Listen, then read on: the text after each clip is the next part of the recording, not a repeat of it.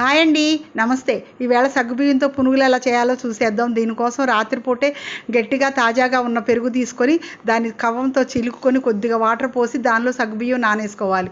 తెల్లారాక దానిలో ఉల్లిపాయలు కట్ చేసుకొని, కొత్తిమీర, కరివేపాకు కూడా కట్ చేసుకొని, మన టేస్ట్కు తగినంత ఉప్పు వేసుకొని, పచ్చిమిరపకాయ ఒకటి కట్ చేసి, కొద్దిగా జీలకర్ర అన్నీ వేసుకొని స్పూన్తో బాగా కలుపుకొని, దాని సగ్గుబియ్యంలో పెరుగులో తడి తగినట్టుగా పెద్ద కప్పు నిండా బియ్యం పిండి వేసుకోవాలి. బాగా కలిపేసుకొని దీనిలో కొద్దిగా లైట్గా సోడా ఉప్పు వేసుకోవాలి. అంతా బాగా కలుపుకొని స్టవ్ వెలిగించుకొని బాండీ పెట్టుకొని దీనిలో పునుగుల్లాగా వేసుకోవాలి. ఇవి పునుగుల్లాగే బాగుంటాయండి, పకోడీలాగా వేసుకుంటే బాగోవు. ఇవి పైన క్రిస్పీగా ఉండి లోపల మెత్తగా ఉండి చాలా టేస్ట్గా ఉంటాయండి.